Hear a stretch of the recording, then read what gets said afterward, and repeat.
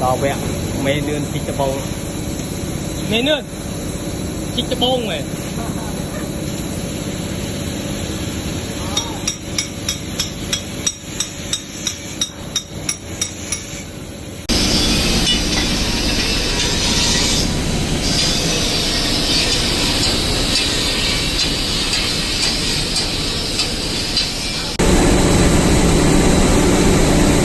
bắt bắt